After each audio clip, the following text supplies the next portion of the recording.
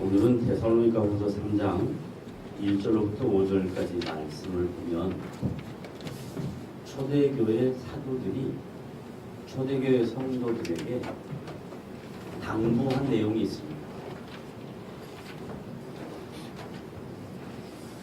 초대교회 사도는 영적 지도자고, 그리고 하나님 앞에 특별하게 사명을 받아 하나님의 교회를 이끌어가는 지도자들입니다.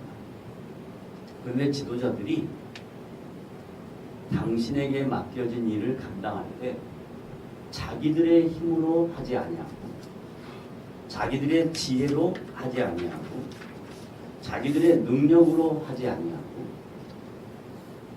자기들이 늘 부족하고 연약하다라고 생각해서 성도들에게 기도를 당부합니다.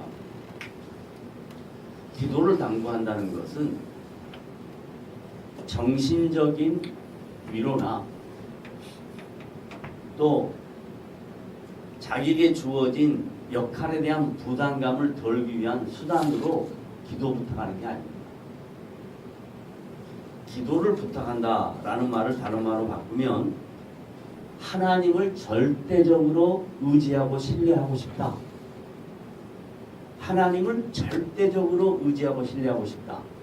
그런데도 불구하고 하나님을 의지하고 신뢰하는 것이 만만한 일이 아니니 우리가 낙심하고 좌절할 수 있으니 우리를 위해서 낙심하지 않도록 신뢰하며 의지할 수 있도록 하나님만을 바라보며 사역할 수 있도록 도와달라고 기도를 당부합니다. 뿐만 아니라 초대교회 성도들은 사도들을 위해서 기도합니다.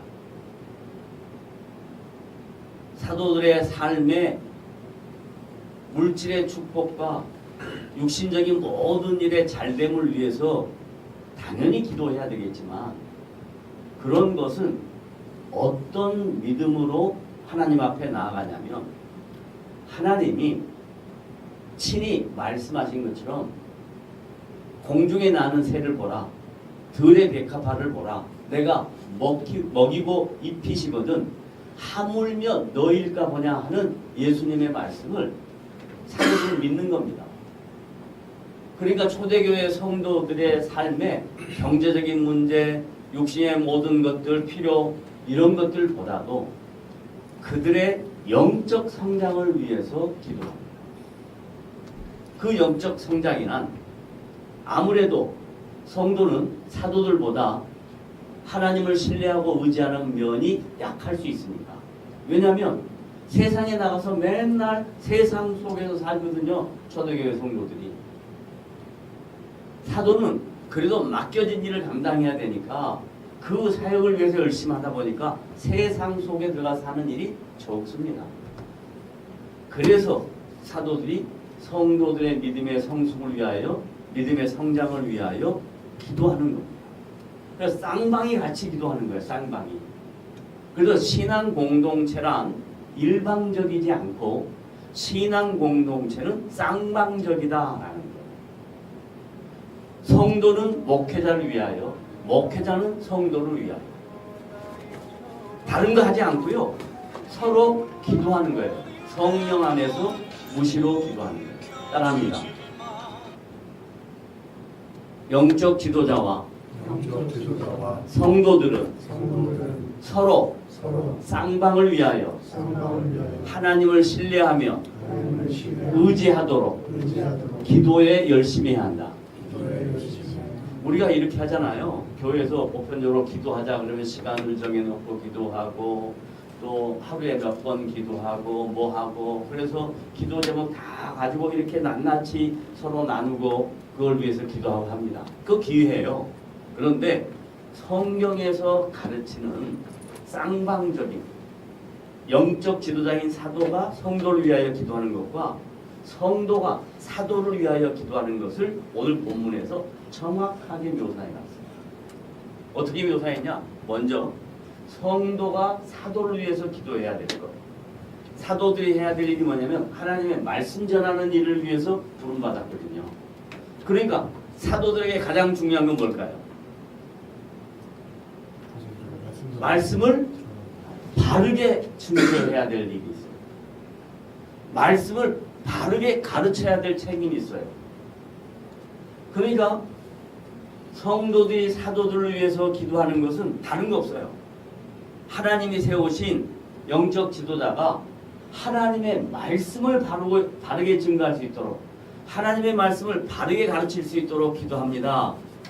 그 일을 위해서 강구해야 되는데, 지금 우리가 신앙생활하는 대부분 교회 성도들의 기도, 목회자를 위한 기도는 이렇게 해요. 하나님 아버지, 우리 목사님을 세계적인 목사님 만들어주시고, 그거 만들어서 뭐 할 거예요? 응? 하나님 아버지, 우리 목사님 완전히 큰 부흥사 되게 해주시고, 거기서 뭐 하냐고. 그거 중요하지 않아요. 왜 중요하지 않냐면 그건 은사예요. 은사. 하나님이 그에게 맡기신 역할이에요. 대부분 보편적인 목사에게 하나님 맡기신 역할은 말씀을 바르게 증거하라고 세우신 거예요. 말씀을 올바로 가르치라고 세우신 거예요. 근데 목회자들이 성경 읽어놓고 말씀 안 가르쳐요. 맨 세상 얘기, 정치 얘기, 이게 무슨 의미가 있어요? 그러니까 성도들은 사도들을 위하여, 영적 지도자를 위하여, 목회자를 위하여 기도할 때 하나님 아버지, 우리 목회자는, 우리 목사님은 하나님의 말씀을 바르게 증거할 수 있도록 도와주십시오. 우리에게 올바로 진리를 가르칠 수 있도록 도와주십시오. 이걸 기도해야 된다니까요. 그 다음에 두 번째 기도 제목이 뭐냐면, 말씀을 증거하는 자들에게 악한 영들이 말씀을 바로 증거하지 못하도록 방해 공작을 해요. 초대교회 때 사도들을 방해한 방해 공작이 수도 없이 많았어요. 말씀을 바로 증거하면요, 잡아다가 채찍질해요. 말씀을 증거하면 잡아다가 공동체를 쫓아내버려요. 이런 초대교회 성도들을 지도하는 영적 지도자들이 그렇게 많은 어려움 속에서 주님의 말씀을 감당했거든요. 그러니까 악한 자들 무리에게서 건져달라고 기도하는 거예요. 이 세상의 악함이 얼마나 강합니까? 제가 오늘 아침에도 이 지역에 대해서 간단하게 우리 교회 멤버들이 이런 얘기를 했어요. 권사님, 이 지역이 소돔과 고모라와 같습니다. 정말로 소돔과 고모라 같아요. 바로 옆에도. 그런 속에 우리가 신앙인으로 이 땅에서 자리 잡고 하나님이 이 시대에 우리에게 여기에서 신앙생활을 할 수 있도록 허락하셨다면 악한 영들, 부당한 일들 앞에서 감당해낼 수 있도록 목회자를 위해서 기도해야 됩니다. 그런데 지금 수도 없이 많은 목회자들이 어떻게 해야 될 바를 방향을 못 잡아요. 마치 어느 집회에 가면 잘한 일이고 그 집회에 참석 안 하면 못하는 일이고 좌우로 나뉘어가지고 서로 손가락질하고 서로 좌우로 나뉘어서, 이건 정말 안타까운 일이에요. 성경에 이런 거 하나도 없어요. 성경에는 좌로 가라 우로 가라 하지 않아요. 좌로도 치우치지 말고 우로도 치우치지 말라 그러지. 좌측해야 된다, 우측해야 된다 이런 말 하지 않아요. 진보해야 된다, 보수해야 된다 이런 말 하지 않아요. 주님의 나라는 진보도 없고 보수도 없어요. 주님의 나라는 의와 평강과 희락밖에 없어요. 따라하세요. 하나님의 나라는 뭐 있다고요? 의와. 그 다음 또 뭐요? 평강과. 또 뭐요? 그럼 의는 뭐냐면 하나님의 통치. 하나님의 나라는 그분이 왕이 돼야 돼요. 하나님의 나라는 그분이 주인이 돼야 돼요. 그래서 그분이 통치를 하셔야 됩니다. 우리가 통치를 받는 종이 돼야 되는 거예요. 근데 하나님의 나라를 선포하면서 자기가 왕이 되는 거예요. 자기가 통치자가 되는 거예요. 이건 완전히 잘못된 겁니다. 그 다음에 하나님의 나라는 의와 평강. 평강이라는 말은 그 안에 평안함이 있어요. 위로함이 있어요. 쌈박질하지 않아요. 손가락질하지 않아요. 누구를 비방하지 않아요. 희락이다. 기쁨이죠. 즐거움이죠. 하나님의 나라는 기쁨과 즐거움이 충만한 곳이에요. 작은 일에도 기뻐하고 어려운 일에도 기뻐하고 또 범사에 감사하고 기뻐하는 거예요. 이게 하나님의 나라의 법칙입니다. 그래서 사도 바울은 초대교회 성도들에게 영적 지도자인 사도들을 위하여 기도를 부탁할 때 악한 영들에게서부터 또 악한 무리들에게서부터 건져달라고 그렇게 기도합니다. 그 다음에 이제 사도가 영적 지도자가 성도들을 위하여 기도하는 내용이 오늘 또 본문에 기록되어 있어요. 여기 여러분 주보 한번 참고해 보세요.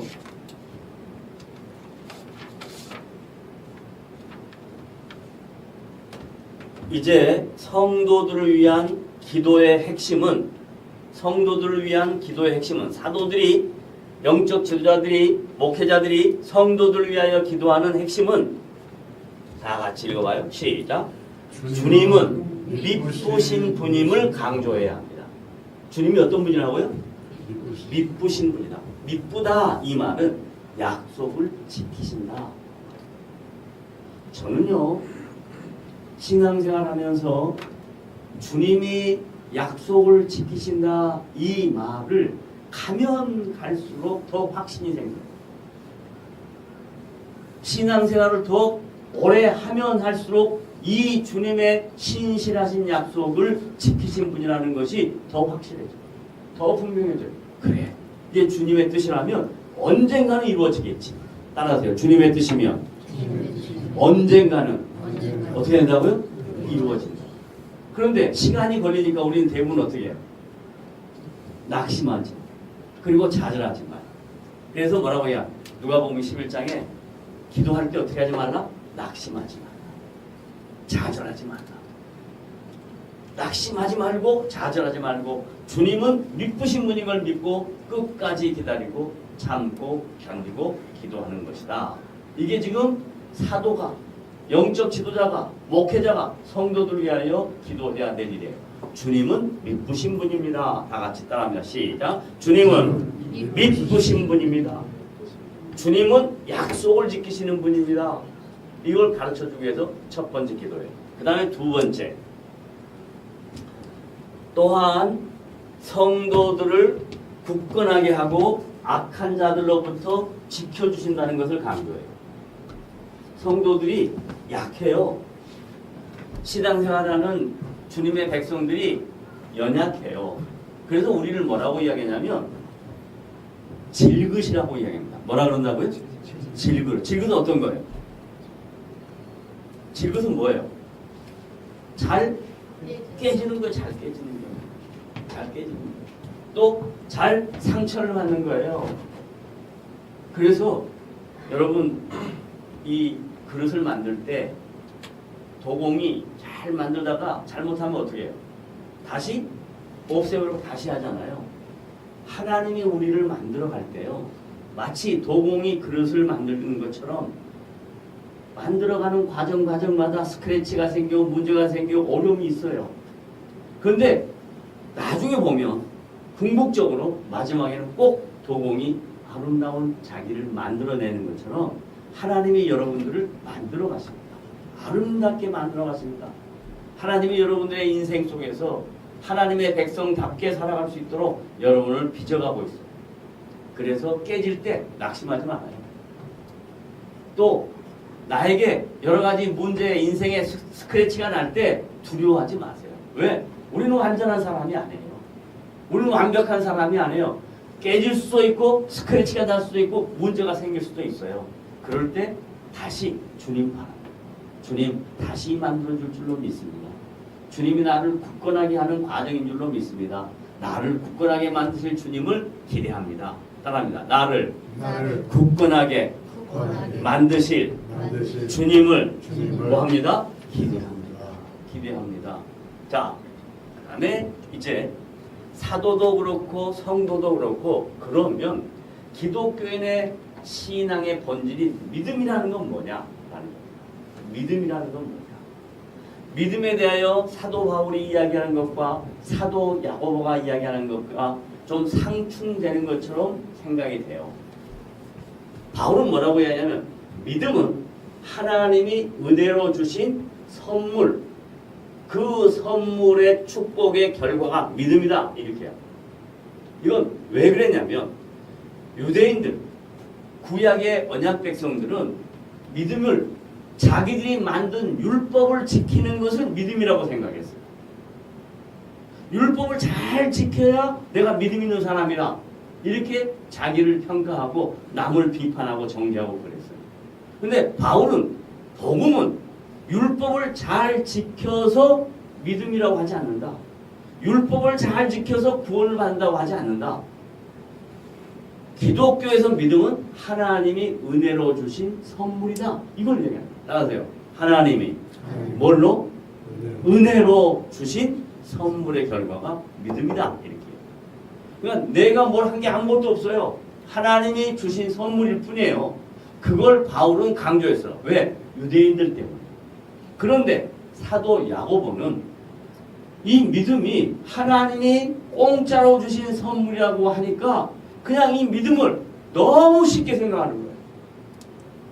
선물로 받은 거니까 이거 별거 아니라고 생각하는 거예요. 아니, 믿음은 꼭 행위가 수반돼야 한다라고. 따라서 믿음은 뭐가? 행위가 수반돼야 한다. 왜냐하면 믿음은 인격적인 거기 때문에 인격적인 주님을 만나면 그 인격적인 주님이 원하는 것에 대하여 내가 인격적으로 반응하게 돼 있어요. 인격적으로 반응하지 않는다면 그것은 심각한 문제가 생겨요. 그 인격적인 반응이 자신의 믿음의 수준에 따라 자신이 하나님을 알고 있는 그 하나님의 풍성함에 따라 달라지겠지만 어쨌든 믿음은 우리의 인격적 반응을 요구해요. 그래서 사도 야고보가 초대교회 성도들에게 바울이 자꾸 믿음을 은혜로 주신 선물이라고 강조하니까 초대교회 성도들 중에 나 구원받아갖고 하나님의 자녀가 되고 믿음이 있는데 천국 가면 되지 뭐 그럼 마음대로 살라 그러거든요. 그래서 그 사람들에게 뭐라고 얘기하냐면 사도 야고보가 하는 얘기예요. 믿음은 하나님이 주신 선물이지만 믿음을 가진 성도는 인격적으로 반응을 해야 되는데 그 인격적인 반응을 다른 말로 말하면 행위라고 해요. 그래서 행위가 없는 믿음은 뭐라고까지 이야기하냐면 죽은 믿음이다 그래버리면 안 돼요. 왜냐하면 믿음이 죽은 게 어디 있어? 인격인데. 행위가 없는 믿음은 it seems like to be dead. 이게 뭐냐면 죽은 믿음과 같다. 사람은 분명히 살아있는데 죽어있는 것과 같아. 이 말은 뭔 말이냐면 지금 병원에 가면 수도 없이 많은 사람들이 어떻게 돼 있어요? 코마 상태. 그건 뭐예요? 목숨은 부재했죠? 목숨은 부재했는데 어떻게 해요? 사람처럼 못 살잖아요. 그 말을 사도 야고보가 하는 거예요. 예수를 믿고 구원받고 하나님의 자녀가 되었으면 이제 거기에 대한 반응이 나타나야 되는데 그 반응이 각 사람마다 다르다. 수준에 따라 다르다. 그러나 분명히 믿음은 행위를 수반해야 된다라고 해요. 그래서 그걸 강조하기 위해서 믿음이 행함이 없는 믿음은 죽은 것과 같다라고 이렇게 말씀을 합니다. 그러므로 저와 여러분들에게 예수를 믿는다고 하나님의 자녀가 되었다고 우리가 완전히 다른 세상을 가서 사는 거 아니에요. 지금 예수를 믿고 하나님의 자녀가 된 내가 매일 아침 눈 뜨면 똑같은 날의 반복이에요. 똑같은 일상의 반복이에요. 그런데 문제는 뭐냐면 분명하게 하나님의 자녀가 되고 난 이후부터는 일상이 다르게 느껴져요. 반복된 삶이 다르게 반응이 돼요. 어떻게? 아침에 눈 뜨고 일어나면 아이고 또 오늘 뭘 해야 되나? 이게 아니고 하나님 오늘 아침 나로 하여금 눈뜨게 하심을 감사합니다. 나에게 생명을 연장해 주셔서 감사합니다. 그렇게 해야죠. 하나님 오늘 하루를 살면서 내가 주를 위하여 할 수 있는 일이 무엇일까요?